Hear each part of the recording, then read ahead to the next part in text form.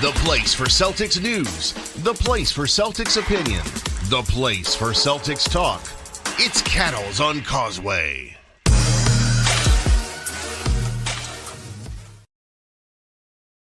So that was some preseason from the Celtics, and now it's time to talk about real basketball. The 2023-2024 season about to tip off. This is your official Celtics season preview. Cattles on Causeway with you. Don't forget, this Wednesday following the Knicks game, the opener, we will be having a live postgame podcast right here, Cattles on Causeway, live postgame podcast following Celtics-Knicks on Wednesday night. When the game is over, a couple minutes after, you want to come on over to the YouTube page, check it out, get involved, interact, questions, statements, declarations, feelings, thoughts, whatever you have. Wednesday night, live post-game podcast with yours truly following Celtics and Knicks. Also, don't forget to like and rate and review this podcast. If you're listening to us on Apple Pods and Spotify, you can do that there.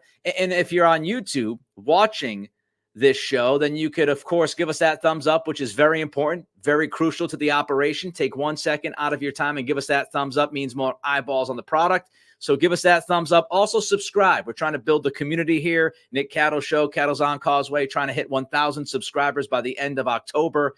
Every subscription matters. I thank you for the support. All right, let's jump in and let's start with some of the pros for this season. Things we're looking forward to. First and foremost, the top six. We discussed this before the season over and over and over again during the offseason, during the preseason. We'll be talking about it during the season. The top six is ridiculous. This is the best top six in the NBA, and we saw that over the preseason. We saw what this team can do when they're truly on a string, when they're truly tunnel visioned and focused and embracing the challenge on both ends of the floor. This top six is extremely talented. You should be very excited if these guys stay healthy about the ceiling of this group. It is a very, very high ceiling. And I'm not just talking about offensively. When we talk about, potential and ceiling and we talk about talent, a lot of times we get caught in this trap acting as if offense is the only thing that matters. When you think about top players, when you think about Steph Curry, you think immediately about his shooting and what he does, right? Even when you think about Giannis, you think about him bulldozing people in the paint and finishing at the rim. When you think about Nikola Jokic, you think about his ability to pass the basketball, to knock down threes, to work off the post. When you think about Joel Embiid, you get the point. Everybody thinks offense, offense, offense first and foremost when you talk about some of the great players in the league. But this team, this Celtics team, is going to be very good on both ends of the floor, and that matters an awful lot to me. I don't know if it matters to you, but it matters to me. You go up and down the top six, every single guy is a capable defender, if not a very good defender. Derek White, Drew Holiday, two very good defenders, top-tier guys on that end of the floor. Jaylen Brown has the potential to be a very good defender if he is engaged. Jayson Tatum, same thing with him. Very good defender when he's fully engaged. Kristaps Porzingis, I think, is a good defender, a good rim protector, and you'll see that play out this year. He's not particularly great against big, strong, physical guys down in the paint, but overall, I would say Porzingis is a good defender. And we know what Big Al brings to the table defensively. Even at 37, 38 years old, that dude is still doing work on that end of the floor. So when I talk about top six talent, I'm talking about in totality, what they do offensively and defensively. This team in the top six is absolutely freaking loaded. We felt that way before we seen them play together here in the preseason. I feel even stronger about that after watching the preseason. Preseason ball movement, balls popping, not every single second, but a lot of good ball movement, man movement that you saw. You saw players attacking closeouts. You saw guys posting up, which leads me to my next point about this top six. This top six gives you options defensively, but especially gives you options offensively. Their ability on all three levels to score the basketball. Guys with good vision and passing ability. I mean, this really is a well put together team. And they fit. They just fit, and they're talented. It could be a lot of fun. Let's start with Jayson Tatum. I've said in prior podcasts before the season tips off that Tatum, if he takes that next step, That is going to be the biggest difference for this team. If Tatum ends up being a top 3 MVP guy, then we're talking about that next step, that next level. Now, Tatum, he has had his moments. Let's not get it twisted. We know he's had his moments. I mean, Game 7 against Philly last year was a moment. He has shown up. Milwaukee during that, finals run, and what he did in Milwaukee before Game 7 when out of nowhere Grant Williams just couldn't miss from 3. Don't forget, Tatum on the road in Milwaukee, what he did to extend that series to 7 games that eventually got you to the NBA Finals. So he's had his moments. He's had huge games. He's had very good series. But can he consistently be the best player on the floor night in and night out in the postseason? That's that next step. He has to be that guy. And I think we saw during the preseason, we have seen that Tatum, he's worked on things. And he looks like he is more ready than ever to take that responsibility, to be that kind of guy, to lead this team to Banner 18. He's put on additional muscle. He's posting up again. Again, it's the preseason, and hopefully this carries through. But we've seen him play bully ball in the preseason. We've seen him posting mismatches. That's precisely what he needs to do. Not be so reliant on the 3 ball. If he doesn't have it going from the outside, adjust your game, get in the paint, and do work there. You are a big guy, you are a strong guy, and you are more than capable of finishing around the rim. More post-ups from Tatum will be great. And when he's shooting threes, we've mentioned, make sure he's knocking down those pull-up threes. Defensively, I think you've seen a very, very invested Jayson Tatum on the defensive end in the preseason, which I think is a fantastic sign. If Tatum is that invested defensively in the preseason, I would have to imagine he's going to be invested during the regular season. And that is awesome to see from your best player. Hopefully that continues as we start to play games that count on Wednesday in New York against the Knicks. Kristaps Porzingis is the second guy I want to talk about here as far as the pros. He's a legit number 3 option. He's somebody that can beat you from the inside with the post game. We've seen that. People that think that he's not a post player, they haven't watched Kristaps the last couple of years. And I mentioned this during the podcast that we had all about Porzingis going back a week or 2 ago. His post play, his efficiency in the post offensively has grown exponentially over the last couple of years. He is a different guy now than he was 3 years ago. He's talked about it. He has showed it. He can play in the post. He can produce in the post. That inside-outside game, 7'4", unlimited range. We've seen him from 30 feet, sometimes even close to 35 feet. Effortless stroke from three-point land. The inside-outside game offensively for him is terrific. He has good vision. He can pass the basketball. If you think you're going to double him in the post and he's not going to make you hurt for that, then you are mistaken. He is going to make that hurt. He will make the extra pass. And with Kristaps being that legitimate third option, a lot less on the plate for Tatum and Brown. Just in case Tatum and or Brown take a slight step back in a game, you can depend on Porzingis to step up and give you that offense that you need. How many times did we see defenses defend against Tatum and Brown and double them and shade them and just put traffic around them, limit their space, and they couldn't do anything? Well, now the idea is that Porzingis will create that additional space. Porzingis will give them that safety valve. And if you're having one of those stretches of funkiness on the offense that we've seen over the past few years, it won't be as funky with KP out there. Got to stay healthy. We all know that. But Kristaps Porzingis, I think, is a perfect fit alongside Tatum and Brown. I've said it since the trade happened. I believe that since day one. Drew Holiday, the other addition. He's next. Going to call him the settler. And usually when you call somebody a settler, people will think that they're settling for jump shots, settling for this, settling for that. What I mean by Drew Holiday being the settler, he settles the rest of the team. Marcus Smart, I loved Marcus Smart. Loved Marcus Smart. Loved him at Oklahoma State. Watched him in college. He was one of my favorite players coming out in the draft that year. I was psyched when the Celtics picked him. Big Marcus Smart fan. But let's be honest about it. Marcus had some weaknesses. Marcus was a loud voice in the room. Marcus had a pretty big ego compared to his actual skill level. At times, Marcus came across as the number 1 guy, and he should have been the number 4 guy on this team. And so when you replace Marcus with Holiday, you have somebody who's not going to necessarily crank up the heat with his teammates. Now, he's going to challenge them, but I believe he's going to challenge them differently than Marcus Smart challenged them. Marcus is a fiery guy. And Marcus is confrontational. He's up in your face, and that'll work only for so long. Holiday can kill you with kindness, but he can get his message across. And so Holiday, the cool, calm, collected demeanor, I think is exactly what this team needed from that position on the floor. And I think Holiday, with his actions and his words, will have the ability to settle everybody down. You're having a funky stretch for a minute, 90 seconds in a postseason game. Holiday will settle it down. He'll calm everybody down. He'll make a defensive play. He'll make an offensive play. He'll make a quote-unquote winning play like we used to talk about with Marcus Smart. He will make those kinds of plays. He will settle things on both ends with a play. The emotions and the ego, that stuff is a thing of the past from that position.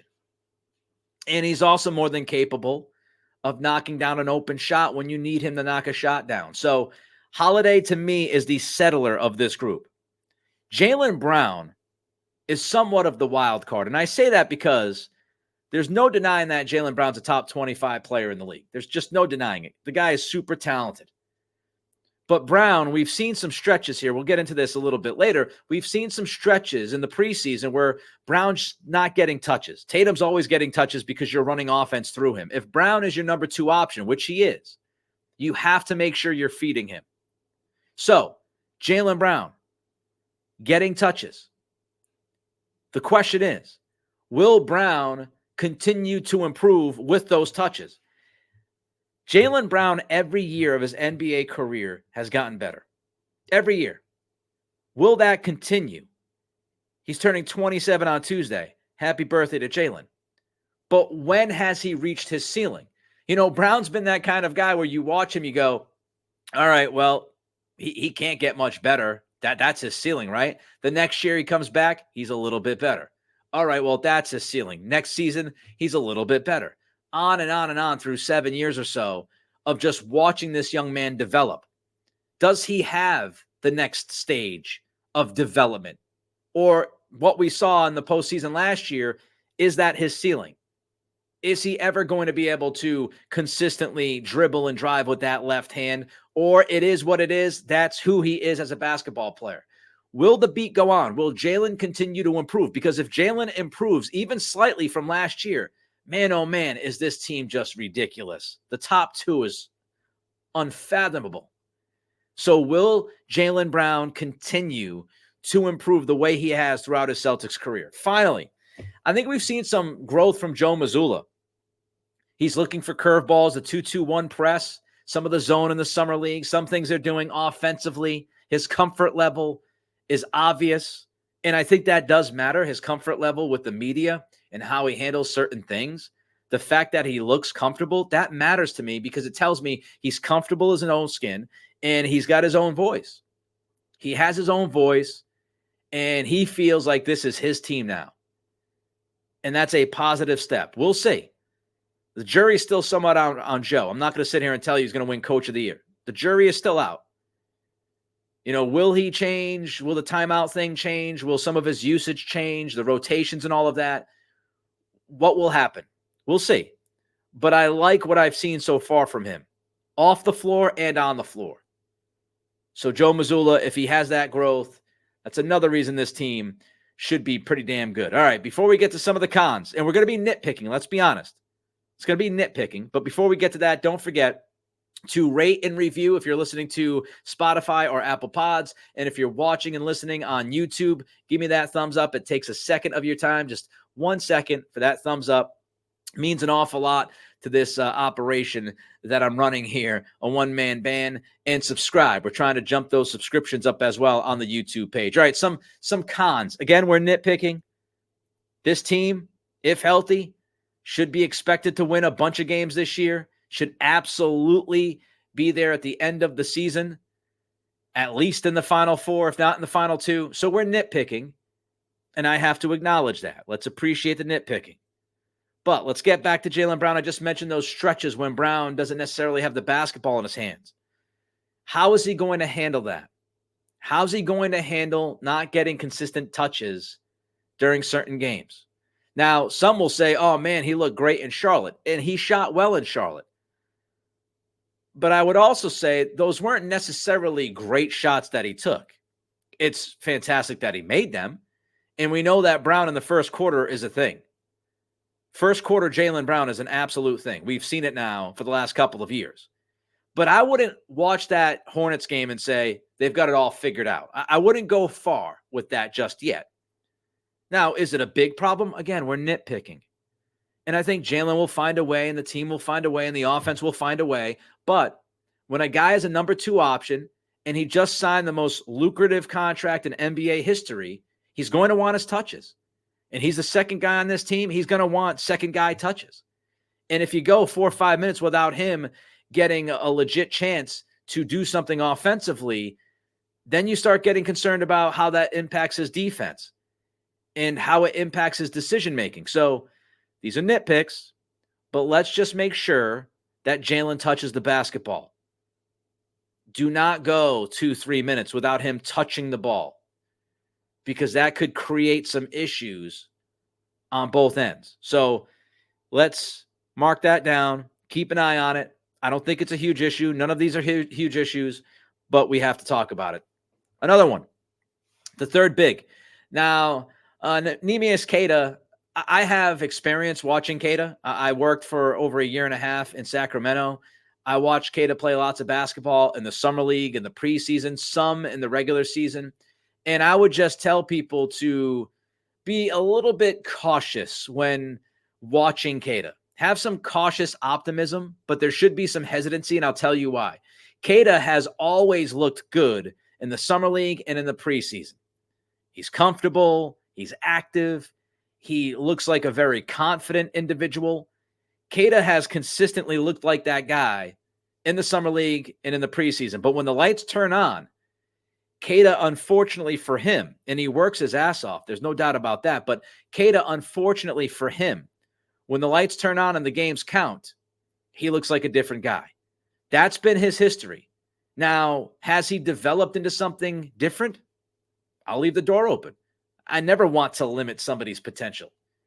He certainly could have learned from his time in Sacramento, and now when the lights turn on, if he's given that opportunity for the third big man minutes, which I think he should because he outplayed Luke Kornet. I've never been a Kornet guy.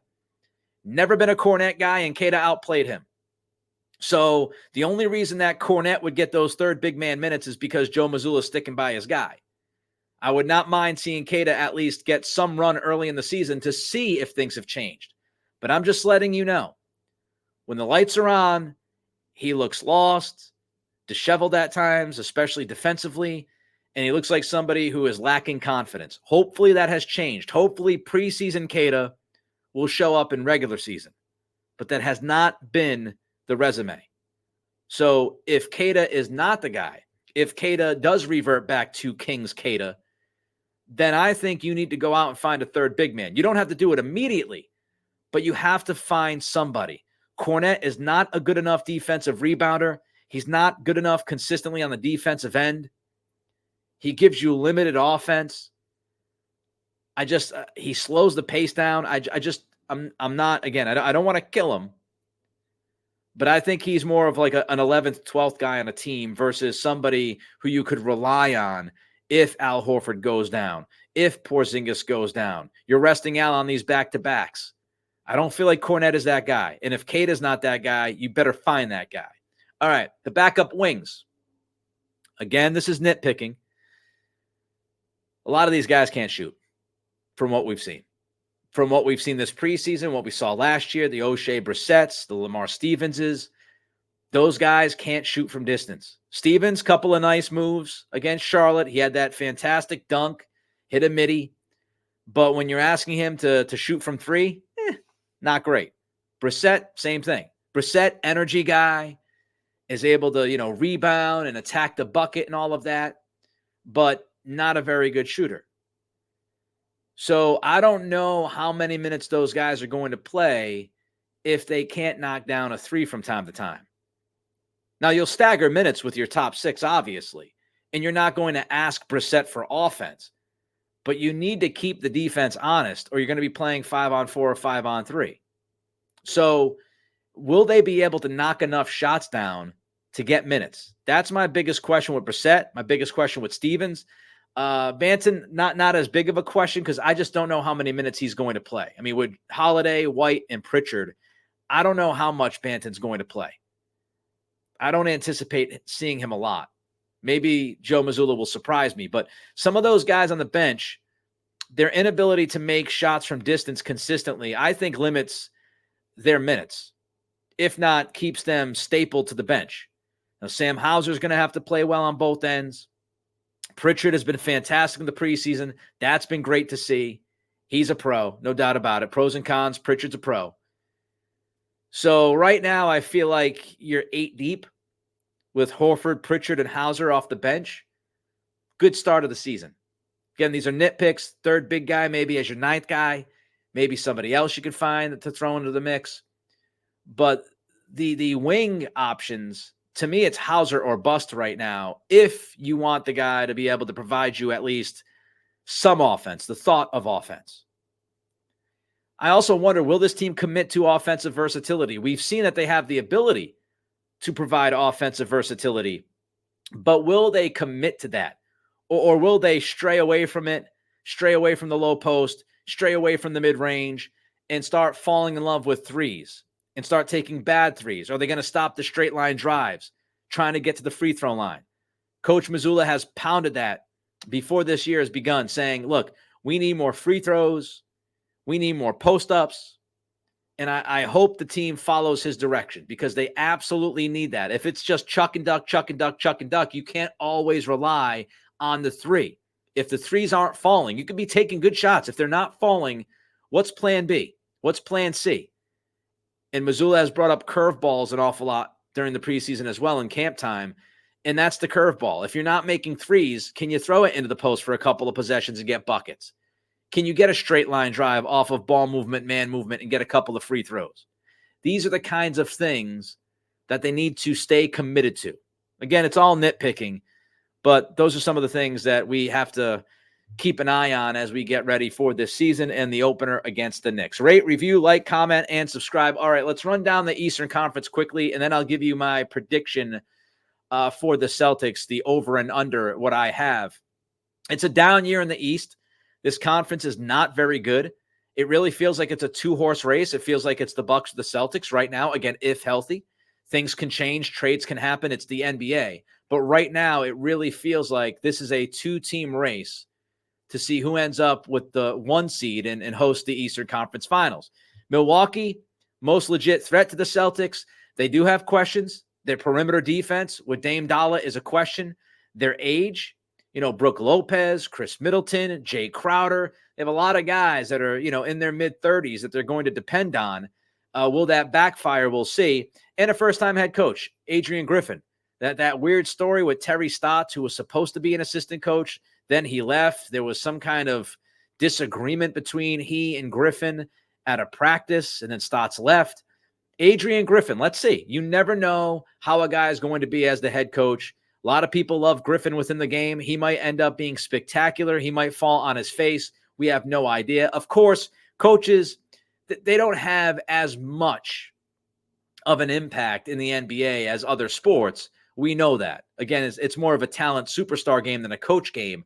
But you make a few mistakes. That could be the difference between Milwaukee moving on to the finals and Milwaukee losing in the second round or the Eastern Conference Finals. It only takes a few mistakes.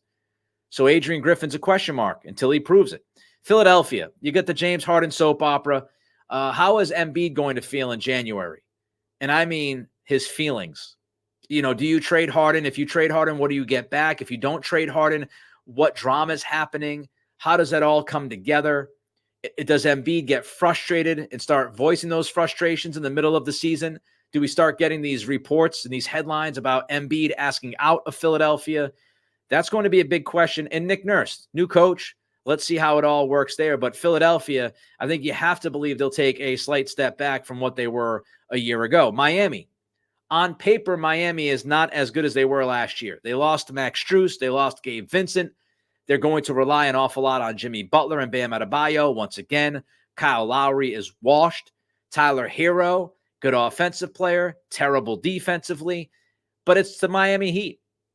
And it's Eric Spoelstra. I just mentioned about the limited impact that coaches can have in the NBA. Spoelstra is like the anomaly. He's the guy that actually gets his teams to play much better and makes them very dangerous, as we saw just this past season. So this could be another Miami Heat season when they're kind of meh during the regular season, get to the playoffs. Spoelstra figures some things out. They pick up some guys from buyouts because guys want to play in Miami.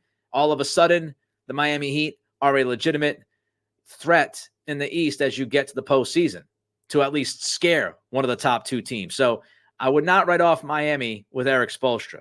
The New York Knicks, Jalen Brunson's legit, had a great year last year, had a very good playoff. RJ Barrett, he's talking about his offense and how many shots he gets. I wonder where his head is at. This is a team that's still gunning for that star. Julius Randle is good. He's not very good defensively, but he's good. It just smells like a 45-win team to me, the New York Knicks. I don't see them getting to the 50-win, point or really truly being a top 2 or 3 team in the East. I see them probably around 45-ish wins. A Tom Thibodeau team. They're going to defend as much as they can. They're going to, try to be super physical with you. But I think their ceiling is limited until they find that guy who can be the true ultra star. Brunson is more of a 2. Randall's more of a 2. Barrett's more of a 3. Can they find the guy and acquire that guy that they've been trying to find for the last several years? The Cavaliers, the Darius Garland, Donovan Mitchell, match in the backcourt's a little weird. They're very similar players. Evan Mobley, is he being limited because Jared Allen and you're playing 2 bigs, and has that become a little bit clunky? There are some questions. This team, though, they're talented. They could certainly win 50 games. They added Strus in the offseason, so they've got some shooting. I believe they added Niang too.